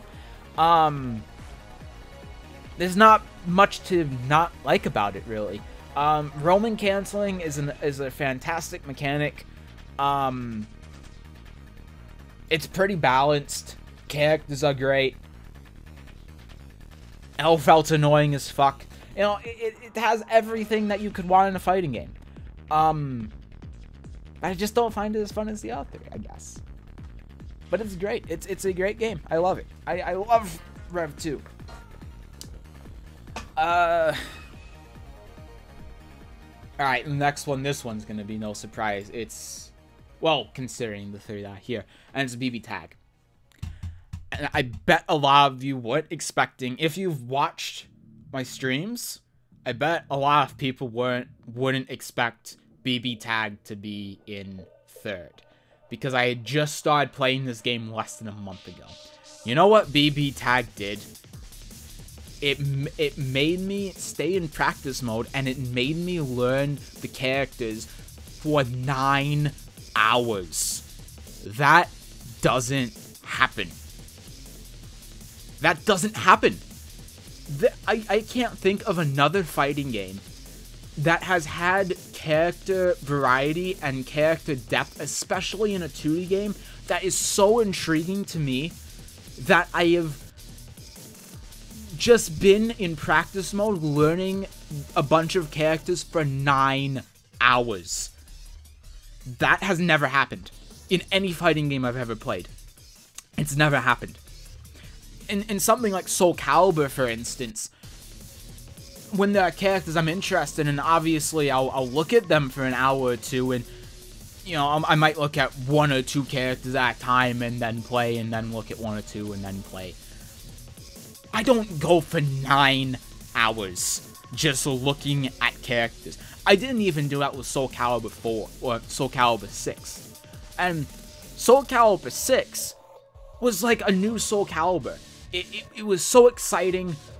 Characters have all of these weird new gimmicks, the lethal hit mechanics. There's so much variety with Soul Calibur 6, with every character, and every character is so cool and interesting to look at. But I didn't look at every character for 9 hours. I looked at Talim, I looked at Tira, I looked at what they could do. When I learned what they could do, I played, and then I looked at some other characters and I played. BlazBlue, I didn't do that. BlazBlue, I didn't start really playing the game until I had played it for about 12 hours. And just a few days ago, with the combos, I was trying to learn one combo for an hour. I don't do that. I don't try learning combos and practice them for an hour. That is not something that I do. And I did that with this game just a few days ago. It's not something that I do. So, not only do you have so many characters that are so unique and diverse and interesting that I was in practice mode for that amount of time just looking at them, but then all of the characters from all of the different fates are so unique. That they are so unique and they're implemented so well. Like Eunice characters, you can do CBA, when normally with every other character you can only do ABC. With Persona characters, when you press B, that brings out their persona. And normally with most characters, when you press B, that's the, like, I guess strong moves is what you can call it. But with them, they have their persona, and if you attack their persona, then it goes away, and then they get dealt damage. They implement all of the characters from all of these different games so well. And then the writing with, like, the Ruby characters, for example, they are implemented so perfectly. And all of the characters, there are like 400 interactions in the game, right? Something like that. Which is fucking ridiculous. That's better than Mortal Kombat. And it makes the tag mechanic so much fun because you have all of these unique characters with all of the unique interactions and all of the unique styles. And then you can combine the two, and then you have your own team that... And because there's so many characters in the game, you're probably not going to get too many mirror matches. And then you just have your own... Well, team, you have your own style, you have your own game to play. And it's not like something like, you know, Tekken Tag 2, for instance, or any Tekken game, really, where, yeah, you can pair two characters together, but it's not really going to matter too much because, yeah, you can do different combos with them, and some teams can get higher damage, but for the most part, it's kind of the same. No, because in BB Tag, characters' tag abilities are so different. They are so unique from each other. Kind of the same general idea, but like Seth, for example, his 6P is his core circle back A or B, his little sphere, right? Whereas Blake's is a I don't know, it's like a whip and it pulls them in. And then, like, Celica is a heal. And it's all so different and unique, and it makes the game so fun. It's so fun to experiment, and it's a really fun game to play. And normally, with a game like this that has an auto combo system, and it's a tag game, and it's very limited with the moves, and everyone just has core circle forward ABC, and a core circle back ABC, and a core circle forward and back B plus C, and that's it for moves. Normally, I'd be like, fuck this game is boring as shit. But they've managed to take that simplicity and put it into, and make it fun. Make everything unique. Make it feel like you're not just pressing AAA or BBBB. Which is amazing. It's amazing. This game's amazing. And I wrote this game off, too. That's what's amazing about it. I wrote this game off when it was released. I wrote this game off for years. For years. And then I picked it up less than a month ago. And I thought I was going to return it. And the reason why I got it is because I had watched RWBY, and I wanted to play the RWBY characters. And they had put Seth in the game, which I wanted to play. And I found a lot of the Eunice characters interesting, frankly. And I had played more BlazBlue, so I wanted to play characters like Hakumen. And then Susanoo was coming back and Neil was in, so I was like, okay, fuck it. I'll just get it for $50, and I'll probably end up not liking it again and returning. Because I had already tried it for like half an hour on a free weekend a year ago. And I wrote the game off then, and I was like, okay, I'm probably gonna hate this game and just return it. Nope! Nope!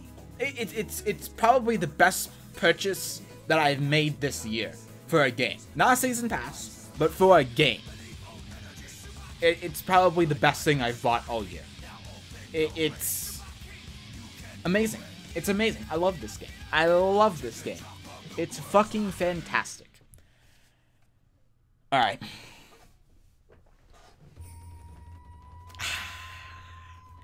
Listen, this isn't a hard choice. This really isn't a hard choice, but I wanna hold it off a little bit. So you've been hearing the Tekken music I've been playing in the background this whole time, right? The Tekken 5 music. And that probably makes you understand what's going to be first and second, right? Well, you're wrong. Soul Calibur 6 is Steve tier. And Tekken 7 is second. And there's a reason why I've specifically been playing Tekken 5 music this whole time.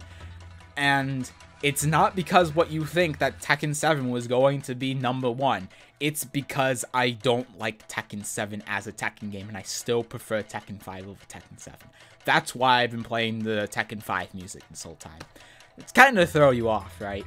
I will talk about both of these games. Let me talk about Tekken 7 first. Tekken 7 is one of my least favorite Tekken games. It is still a Tekken game, and I still love it. But I have issues with it. First issue, my mains still aren't in the game. Wong and Peck still aren't in the game. That is already a huge negative for me. Soul Calibur 6 has my mains. The only character that doesn't have it is Setsuka, but I didn't really main Setsuka. I like playing Setsuka a lot, but I didn't really main her. But Soul Calibur 6 has Tom and Tiara. Why?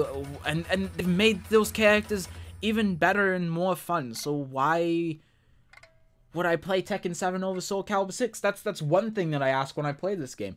It doesn't have my mains in it. Okay, but that doesn't... Yeah, that's going to detract by how I personally feel about it. But what about objectively? Well, objectively, they've toned down a lot of the gameplay mechanics from previous Tekkens. Like think of Waking Up, for example. You can't combo walk anyone off of a roll anymore. You can't do it. Yeah, if they wake up while they're back turned and you do like an Omen as Heihachi or something, then yeah, then they're going to get launched. But I mean, just the wake ups alone, they've toned down a lot. You know, characters like Dragunov, they're still high execution characters, but it feels like they've toned down execution on a lot of the characters too, outside of the Mishimas, and guest characters. Like Dragunov's a great example, because Dragunov, I mained in Tekken 6. He was one of the characters I played a lot in Tekken 6, because even though he's a very simple character, he's very execution heavy. And I wanted that balance between having character technical and just a character that I love, like Wong and Peck.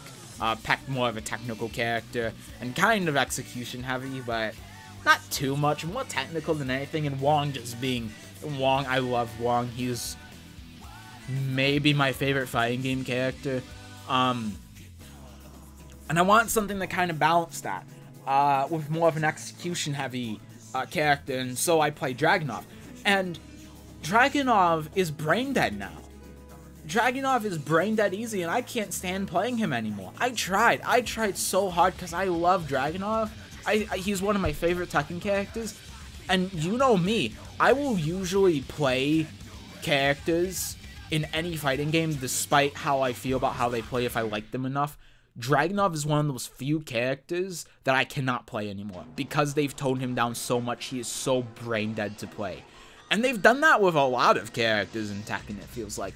And it feels like they've done that to the overall system in general. Now, is Tekken still a very hard game to play? Yeah, absolutely, it's still hard to play. But they've lowered the skill floor a little bit on the fundamental aspects of the game. Is it still high? Yeah, but they've toned it down. And I don't like that when fighting games tone down how the game plays. And sure, there are some games, like, and I think Guilty Gear is a good example of this, where there are games where it has too much stuff and you need to take some out of it. But Tekken wasn't like that. Tekken was never like that. They changed the systems for no reason. And then, on top of that, you have Rage. Rage is a shit mechanic. Rage is the most egregious comeback mechanic in any fighting game ever, including Street Fighter V's V-Trigger. And the reason why is because both players don't have guaranteed access to Rage. And then you could say, oh, but you could play around it. Okay, yeah, so let's just make nerf poking. Which is, again, it's something else that they've done too. It's inherently because of the Rage system, they've made poking worse. And it's really just dumb. But, you know, at least in Street Fighter V with V-Trigger, yeah, V-Trigger is a shit mechanic and there are balance issues with it, but at least both players get the mechanic. At least both players have the opportunity to use it within a round. In Tekken 7, your opponent can get Rage, you can be on 60% life, and because of Rage, you can die. And it's not just because of the Rage drive extending your combo. That is... It's whatever. It would be better if both players had access to it, but does it do a ton? No. What does bother me is Rage-Art. That's one. Because with Rage-Art, when you have someone like Lowhigh, and I'm not trying to shit on Lowhigh, because Lowhigh's a great player, and I know that people have been shitting on him for this, but I think he's a good example of not trying to shit on him. He's using the mechanics, and he's using them well. You shouldn't be shitting on someone for that, but, it still feeds into my problem with Rage in Tekken 7, is that when you use it as a mechanic rather than just as a combo extender, even as a combo extender, it's really shitty because it slows down the pace of the match. It does dumb damage that you just shouldn't have because you were losing. But then the odd problem is that you can interrupt some strings that normally you can't interrupt outside of maybe an armor move because it just has armor. So if you have Noctis, for example, is something I just saw the other day. If you have Noctis doing 1+2, you can interrupt the third hit of that with a Rage-Art. And then just hit him with a Rage-Art. And yeah, it's risky because they can bait it out and it's launch punishable, you argue. But still, you shouldn't be able to just be like, okay, you're doing a string. There's a small gap in your string, so let me do Rage and armor through it and then do 40% of your HP with it. And potentially kill you. That's ridiculous. That's really dumb. It's a shitty comeback mechanic. All it does is it rewards someone for getting their ass kicked. And I understand that that's not suddenly making shit players be able to beat really great players or anything like that. I understand that, but it's still really aggravating and it's still shitty. And then people say, oh, but it makes games more hype because someone uses Rage. No, it doesn't. All it does is it slows down the pace of the match. It feels shit. Like, look at what was the game? It was Q-Dons and I don't remember the other person. But it was final round, grand finals of a tournament. I can't remember who it was, and they were using Devil Jin. And at the very end, they just threw out a Rage-Art. They were like, fuck it, let's just do a Rage-Art and hope for the best. It was in neutral. They had assumed that the opponent was going to keep pressuring, and they threw out a Rage-Art and they won. That's not exciting. That's a shitty ending to a tournament. It's not exciting. It doesn't make me interested. It just makes me think, man, that was fucking dumb. That was dumb as fuck. It slows down the pace of the match. It stops the game. When someone gets in the rage, then suddenly everything has to slow down. You want to poke, you want to pressure your opponent. Well, if you keep doing that, then get ready to eat a Rage-Art because you decide to stop pressuring them. It's dumb. Yeah, it's launch punishable, but it's still shitty dealing with it. It still doesn't feel good. It's a dumb mechanic. And that's already bad enough. But then you have extra damage for being in rage. Don't forget about that. All of your moves while in rage do extra damage. So you don't even have to use your rage drive or your Rage-Art. You're getting rewarded for getting your ass kicked, and there's no guarantee that the other player will be able to get that same reward for then in turn getting their ass kicked. It just makes it easier for the player that got their ass kicked to come back. So what you can have is you can have someone who's, let's say, 51%. If you're on a scale of 100%, and you have someone that's 51% better than the other person, if that makes sense. And they can just they can beat this other person to a pulp and put them in rage, and now they don't have to work as hard as the other person to beat them because they have more damage, they have combo extensions with Rage Drive, they have extra pressure tools with Rage Drive, and they have a combo extension with Rage-Art. So now all of a sudden, this person has all of the momentum. This person is able to pressure a lot more because if the other person pressures them, then oh, I can do a Rage-Art because I think you're gonna keep pressuring me. Go through one of their moves and hit them with rage, and now all of a sudden, all of the momentum is on the other person. The ball's in the other court. Does this happen all the time? No, but it does happen, and that's how the mechanic works and how it's supposed to work. It's supposed to be a comeback mechanic and shit. And that is the main problem I have with Tekken 7, and that's what stops me from wanting to come back to Tekken 7, and that's why I drop it and pick it up a lot, is because of rage. That is the biggest issue I have with Tekken 7. It is a shit mechanic. I hate it. I want it to never be in another Tekken game again. Will it still be in Tekken? Yeah, it will. I've been complaining about Rage since Tekken 6. I've been complaining about it since before Tag 2 when everyone started complaining about it. It's a terrible mechanic. And I don't think it should be in any Tekken game. I don't think it should be in any fighting game for that matter. It's fucking god-awful. And I'm going to continue to preach to the high heavens to remove comeback mechanics from every fighting game that exists ever. Because comeback mechanics are fucking stupid.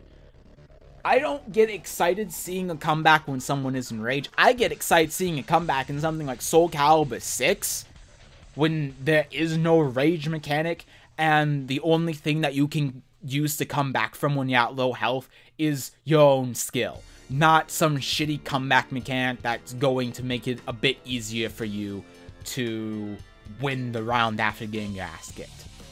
It's fucking dumb. But now that I've said my piece on what I don't like about Tekken 7, that is why, well, that's one of the reasons why it's not about Soul Calibur 6. Fundamentally, I still like Soul Calibur 6 more than Tekken 7, even despite that. But if there was no Rage in Tekken 7, I would have a much higher opinion of Tekken 7.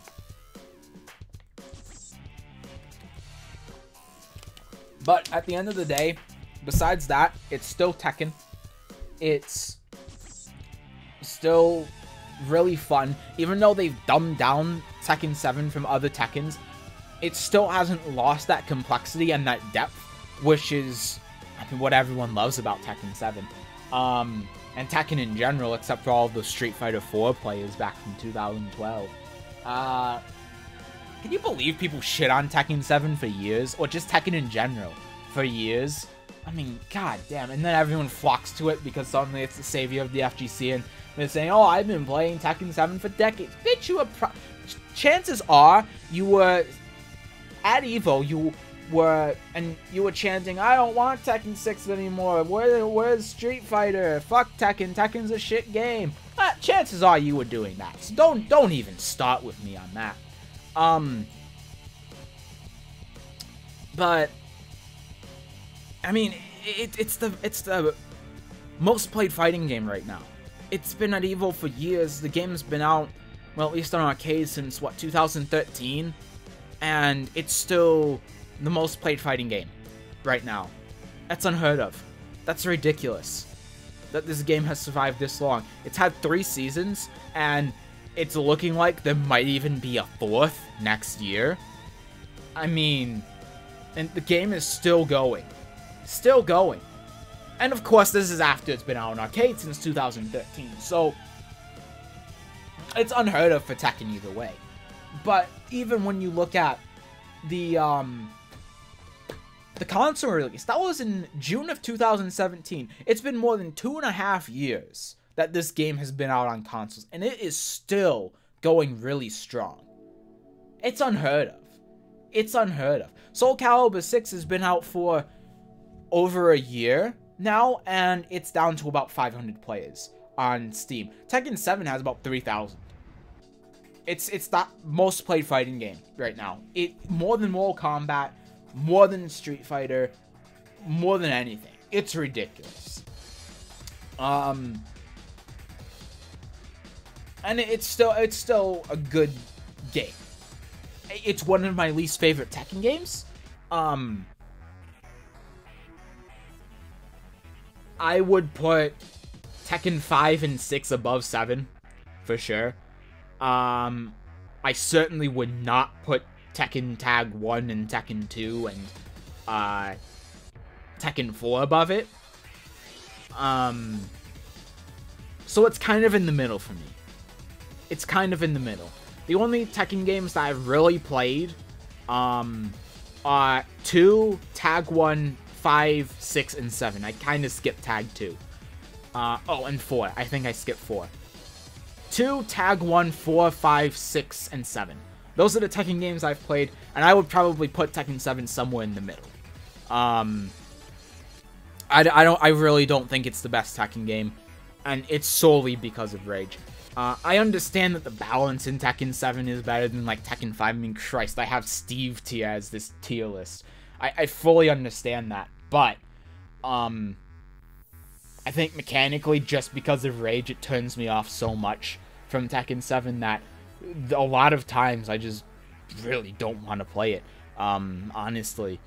And I've been dropping it and picking up. I've dropped it probably a dozen times since it's been released and then picked it up again. So, yeah. Now, with Soul Calibur 6, it's the best Soul Calibur game. It's my favorite fighting game. I can say that definitively now. Soul Calibur 6 is my favorite fighting game that's ever been released. If this was Season 1, I wouldn't be saying that. And you know what they did in Season 2?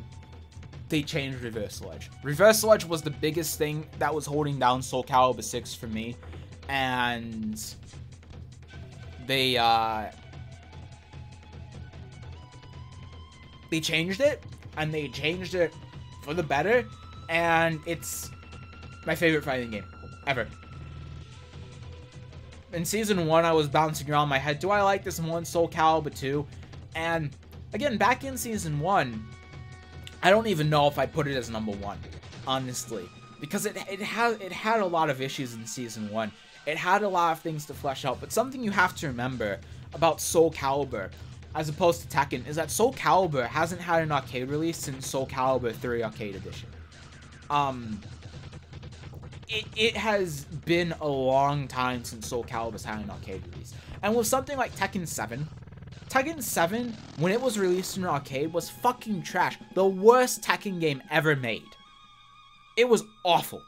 It was fucking abysmal. So, and that's how it always is with Tekken when it's released in arcade. When it's released in arcade, it fucking sucks. It is shit. So, for Soul Calibur to come out with Soul Calibur 6 on a very limited budget and have everything function correctly. Yeah, it has hitbox bugs and it has issues, but the balance is pretty decent. The only characters that are really in their own tier when the game was released were Aswell and Tira. Tira was in her own tier of shit, and Aswell was in his own tier of god. So, and that's really amazing that a 3D fighting game, especially Soul Calibur, from a company that usually releases the games first in arcade to test them out and to get a gauge for how to balance everything, it comes out and the balance is pretty decent, and that there are no bugs like stuff that can, well, okay, there was some broken stuff on release. The Volta was able to critical edge with no meter. Some characters could soul charge and critical edge with half a bar of meter. Hi, Dark Angel Master. There was some broken stuff on release, but for how little was broken on release, it was pretty fucking impressive. And especially with how limited the budget was, Soul Calibur 6 was really, really impressive when it was released. But how impressive it was kind of trailed off halfway through, because Soul Calibur 6 was fucking frustrating. And the big reason why was because of Reversal Edge. And they fixed it in Season 2. And that's what makes me put it at number 1. Because Reversal Edge is really the only problem I have with this game. This game is amazing. The movement, they reverted everything from Soul Calibur 4 and 5. And they made it back 2 and 3. Which is what I've been asking for about a decade. And they finally did that. They implemented the Soul Charge mechanic, which I love. I still love. I think Soul Charge is such a brilliant mechanic, and I love it. I love Soul Charge. I think the idea of a Soul Attack too is really cool, and I love that. They haven't compromised the integrity of the well, how hard the game is. They haven't nerfed the game's mechanics at all, like they have in Tekken 7 and how they're doing in Guilty Gear. They made the game harder from previous Soul Calibur games. They introduced GI levels. I mean, the fighting games don't do that anymore, and that's a huge risk. It's a huge risk. I think the meter system, people have their opinions about the meter system, but I think meter in Soul Calibur 6 is implemented extremely well. I really like how meters implement this game. They have a comeback mechanic, but both people get the comeback mechanic. Both people, when you're at potential final round, the person who's losing gets a bar of meter, but both players get it at the end. So you have to think about, just before you're about to lose, if you should use the meter so that you don't waste any. It's so good. All of the characters are so unique. They're all cheap, which makes it so fun. They have their own unique mechanics. Every character feels so unique, and there's so much depth in each character. It's so much fun. And the problem with Soul Calibur, oh, thank you, Dark Angel Master. I appreciate that. That's really nice of you. Thank you. I'm glad that you enjoy these streams. I really do.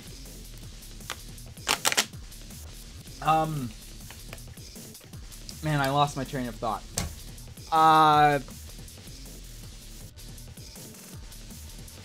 I completely lost what I was going to say, but Soul Calibur 6 is amazing. It's amazing. I was saying about I was saying about characters, how they're unique, and is there a single boring character in Soul Calibur 6? I don't think there is. Oh yeah, the marketing. I'll give you a due. That's my hub. I'll give you a due.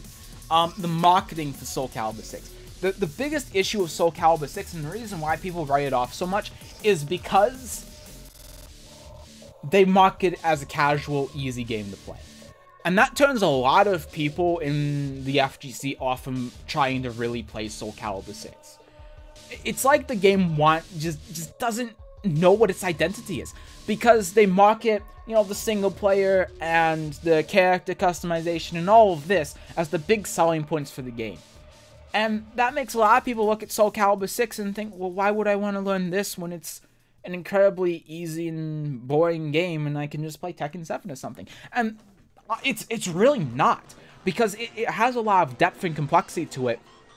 And the problem is they market it as that. Everyone says that it's a very casual game because people don't really play Soul Calibur competitively. And I mean, just look at the game online. I mean, you will have Nightmare players that are the equivalent of like Mighty Ruler and Tekken, who do 6AA, which is like Dragunov over and over again, by the way, which is like Dragunov and Tekken doing down forward 2 or down forward 1-4 over and over again. People just don't play this game very competitively, and because of that, people will play it and they'll either run across people who they're going now like D rank or C rank, and they'll kick their ass when they've played the game for like 5 hours, and then they'll say, well, the game's easy, why would I bother putting my time into this? Or then they'll run against an 8 rank player who actually knows how the game works, and then they'll get their ass kicked, and there's no real in between. And a lot of the people that play the game are casuals. So it turns a lot of people off from playing the game because the game just doesn't know what its identity is. But there's a lot of depth and complexity to the game, which makes it fun. The characters are all very unique. I think the meter system is great. Soul Charge mechanic is great. Lethal Hit mechanic is great. It's such a good game. It's such a good game. Same with DOA 2. Yeah, it is the same with Dead or Alive. I agree. Dead or Alive doesn't really know its identity either.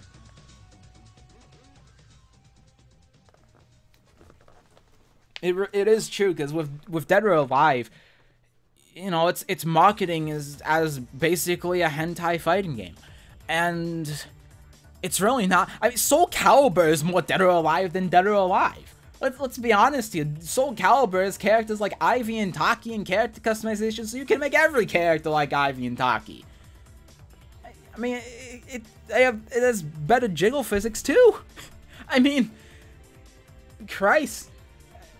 It really is more Dead or Alive than Dead or Alive. You know, but it's just, it isn't marketed the right way. And a lot of people underestimate how good Soul Calibur is because of that. And then they'll say, oh, I'm not going to play it because the reversal edge mechanic is shit. Which, fair enough. Well, I'm not going to play it because the meter mechanic is shit. And when the game was released, there was so many people that were talking about how bad the comeback mechanic is in Soul Calibur 6. It doesn't even really have a comeback mechanic. It gives you a bar of meter when you're about to lose and both people get it. It's not even really a comeback mechanic. So people just make excuses to not play the game for one reason or another. That's probably not true. And they write the game off because, again, it's just advertised as a very casual game. But you have... really, with Soul Calibur 6... it has a lower skill floor than something like Tekken, and I think a big reason for that is because there's so many casual players who play Soul Calibur because of how it's marketed, but the skill ceiling with Soul Calibur is... it's incredibly high. I would even argue that's higher than Tekken 7. Because when you get... because there's no one in Soul Calibur that's like the equivalent of Knee. And I think the big reason for that is because the game's only been out a year, whereas Tekken 5, or Tekken 7 has been out for 6 years, including arcades. And I think that's a big reason for that too. But there's so much mechanical depth with Soul Calibur that people don't really know about or take into consideration. They don't know about the gut system. They don't know about the GI levels. They probably don't even know how GI works. They probably haven't labbed a lot of characters, so they don't know how you even really sidestep verticals on reaction. They don't know about feinting with unblockables. There's a lot of stuff in Soul Calibur that gives it a lot of depth, and I think just people don't know about it because they don't have to learn about it.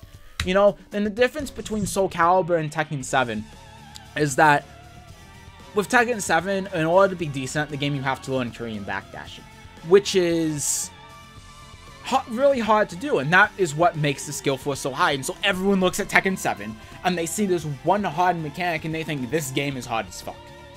And starting out, it's true. And then they look at Soul Calibur, and it doesn't have backdash canceling anymore. Soul Calibur 6 used to have backdash canceling, and they got rid of it after the beta, which I still don't really like.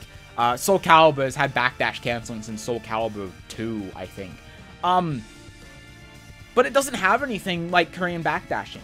It doesn't have anything that you have to learn to start out with it. So people look at it and they think, man, this game's easy. It's advertised as a casual game. It doesn't have anything hard. And it does. But here's a good way to look at it. Tekken 7 is like playing Kazuya. Very execution heavy, but when you learn that execution, then you're pretty much set. Soul Calibur 6 is like playing Yoshimitsu Allay. Not very execution heavy, but very technical. So you can start out with the characters, and you can start playing those characters, and play them at a low level, and probably do pretty well. But if you want to play those characters very effectively, you have to learn how those technical characters work. Whereas in Tekken 7, if you want to play Kazuya at pretty much any level, you have to learn electrics, or you're fucked. And that's, I think, how these two games work. So, with Tekken 7, high skill floor, but lower skill ceiling than Soul Calibur, although it's still very high. Soul Calibur 6, like Yoshimitsu, lower skill floor when you're starting out, but when you start playing the game and playing at higher levels and competitively, the skill floor gets raised a lot, and the skill ceiling is very high. And I think people really underestimate that and write it off. Which is a shame. But Soul Calibur 6 is absolutely my favorite fighting game of the decade, and just in general.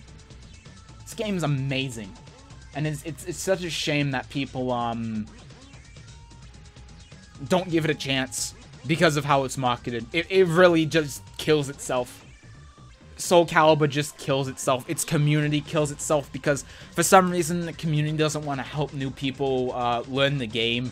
The marketing kills itself because it's marketed as a casual game, and it's a very competitive game. When you get to that stage with the dozen or so people that actually do play this game competitively, it's very competitive and it's very fun to play competitively. It just needs an identity. It needs to reestablish its identity. But if you really try Soul Calibur 6 and you give it a really honest shot and you really try to learn how the game plays, You'll probably love it. It's an amazing game. It's the best Soul Calibur game. Sorry it took so long to read your comment, but I didn't want to get off track again, Dark Angel Master. Dead or Alive is a good game, but people get distracted with the hotness. And then the game itself takes a backseat. Oh, absolutely. Absolutely. I absolutely agree. It's like Soul Calibur 6 too. People will just make excuses as to why Dead or Alive is shit and not play it when they barely played the game. Like the Season Pass being $93. I mean, is that really an argument? I mean, Dead or Alive 6 is a really fun game. I wouldn't play it competitively. I think I would have a lot of issues if I play at a high level, but Dead or Alive 6 is really fun. I really like Dead or Alive 6, but people make so many weird excuses to not play the game and to try to justify not playing it and say that's trash. Like, again, like the Season Pass, and I'll just go back to this again. I mean, like, if you look at the Season Pass for Dead or Alive 6, yeah, it's $93, but you're not supposed to fucking buy it. It comes with 2 characters, which cost like $12, and then 62 costumes, which when you take the full price of this, is like less than $1.50 per costume. And you're not going to use all of them, because you're not going to play every character in the game. So, why would you ever buy it? That's my question. And then people complain about, oh, Dead or Alive Season Pass is $93, it's a shit game, it's trying to fuck over the consumer. It's like, you motherfuckers are probably the same people trying to tell the Tekken team to put costumes into Tekken 7 to add money to the World Tour. You're probably the same people. And if they put 62 costumes into the game, and if they put a pass to give you everything at the same time, and you have to pay a certain amount of money to get all 62 costumes, it would probably cost the same thing. This is just a buy all button, but you should never buy it because you're not going to use all of the costumes. And the costumes in this game are a pretty fair price, especially when you compare it to like Street Fighter, for example. I mean, Street Fighter costumes cost more than this. The same or more. Although you can get some for free, granted, but still. And no one really complains about Street Fighter costumes, but people complain about this because it's all bundled into one package. So, there's that. And yeah, I know what you mean by hotness, but yeah. People will play the game like that. They'll play it for an hour or two. They'll realize that, you know, it's not just like I can mash buttons or something. And they're probably trash at fighting games too, let's be honest. And then they'll make an excuse like that, oh, but the Season Pass. And then they'll not play it again. When in reality, they're just trash. And they just wanted to pick up a really easy and casual fighting game when Dead or Alive, isn't so easy. I mean, Dead or Alive is actually pretty complex because in order to be able to play the game well at a high level, you have to know all of the matchups. Because you have to know what moves, what strings go into a high and a mid and a low. You have to know that. Because if you don't, then you're just guessing with your breaks at points. And it's a lot like Killer Instinct too in that sense. But, and characters have a ton of moves too, so it has depth and it has complexity to it. And you're right, people will just not realize that and be like, oh, it's marketed as a casual game and it's a hentai game, so I'm gonna buy it and then I'm just gonna mash because I'm shit at fighting games or something. And then it turns out, especially now, you can't do that because it has a lot of actual complexity to it, and you'll just get your ass kicked. You know, really the only fighting game on this list that can do that is Smash. That's really it. But some people just don't understand that, and I don't know why. But you're absolutely right, though. People get drawn in because it's not marketed as a competitive game, but as a core values game, and then they are in for a rude awakening when they get their ass kicked, and then they quit and make some shitty excuse. I feel that. I feel that. But I think to a less extent than Dead or Alive 6. well, that is my my list. Let me zoom out a little bit, see the whole thing.